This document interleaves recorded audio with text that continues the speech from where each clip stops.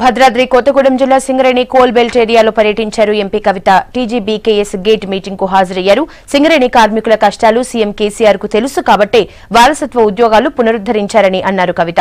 కార్మికులకు ఇచ్చిన హామీలకు ప్రభుత్వం కృషి చేస్తోందని అన్నారు కవిత.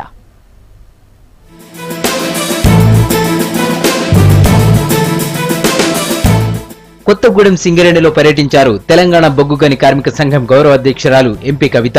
కొత్తగూడెం VK7 లో జరిగిన కార్మిక సంఘాల సమావేశంలో ఎంపీ కవితతో పాటు మంత్రి తుమ్మల, ఖమ్మం ఎంపీ శ్రీనివాసరెడ్డి, మాజీ ఎంపీ వివేక్ పాల్గొన్నారు. కార్మికులతో కలిసి బొగ్గు బావిలోకి దిగారు నేతలు. కార్మికుల సంక్షేమానికి ప్రభుత్వం కట్టుబడి ఉందన్నారు ఎంపీ కవిత. వచ్చే ఎన్నికల్లోనూ గులాబీ జెండా రెపరెపలాడటం ఖాయమన్నారు. బొగ్గు గని కార్మికుల సంక్షేమానికి మున్ముందు టీఆర్ఎస్ సర్కార్ అన్ని చర్యలు తీసుకుంటుందన్నారు. కార్మికులకు సంబంధించి ఎప్పటి నుండో పెండింగ్ ఉన్నటువంటి డిపెండెంట్ ఎంప్లాయ్మెంట్ స్కీమ్ని మేము చేయాలనుకున్నాం. అది చేయడం జరిగింది. దాని ద్వారా చాలా మంది కూడా మరి ఆనందంగా కార్మికులందరూ కూడా ముఖ్యమంత్రి గారికి ధన్యవాదాలు తెలియజేశారు. నాదొకటే విన్నపం, సింగరేణి కార్మికులు అండగా ఉన్నందుకే తెలంగాణ రాష్ట్రం సాధ్యమైంది. సింగరేణి కార్మికులు దీవించినందుకే టీఆర్ఎస్ పార్టీ వాళ్ళ అధికారంలో ఉన్నది. కాబట్టి కేసీఆర్ గారు కానీ మా ప్రభుత్వం మొత్తం కూడా సింగరేణి కార్మికుల కోసం నిరంతరం పనిచేస్తుందన్నటువంటి విశ్వాసాన్ని నుంచి రాబోయే ఎన్నికల్లో కూడా మా టీజీబీకేఎస్ ని గెలిపించవలసిందిగా కోరుతున్నాం.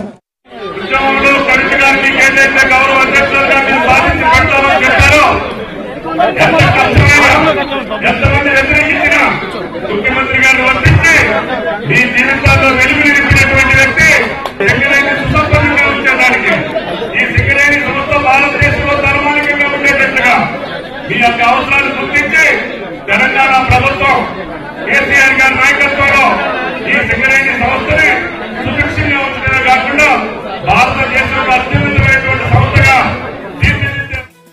కార్మికుల సమస్యలను అడిగి తెలుసుకున్నారు కవిత. సమస్యల పరిష్కారానికి ఎలాంటి చర్యలు తీసుకోవాలో వారినే అడిగారు. సీఎం కేసీఆర్ పాలనలో ఉద్యోగ అవకాశాలపై యువతకు విశ్వాసం పెరిగిందన్నారు నేతలు. ఏదైతే తెలంగాణ రాష్ట్రం వస్తే తెలంగాణ బిడ్డలన్నీ బాగుపడతాయని తెలంగాణ ప్రజలు కలలు కన్నారు. కన్న ప్రతి కళనే నెరవేరుస్తున్న ఘనత ఈనాటి ముఖ్యమంత్రి కేసీఆర్ గారిది. సింగరేణి కార్మికులకు ఏదైతే ఎన్నికలకు ముందు వాగ్దానాల్లో భాగంగా బోనస్ గత ప్రభుత్వం ఇవ్వనంత అత్యధిక బోనస్ ఇచ్చిన ఘనత ఈ ముఖ్యమంత్రిది. వారసత్వ ఉద్యోగాలు ఇచ్చిన మాట నిలబెట్టుకున్న ఘనత ఈ ముఖ్యమంత్రి గారిది. వారసత్వ ఉద్యోగాలు ఇవ్వడంతో సింగరేణి సంస్థకు లాభమే ఉంటుంది. ఏదైతే కొత్త వర్కర్స్ వస్తారో ఎక్కువ ఉత్పత్తి తీసుకొస్తారు.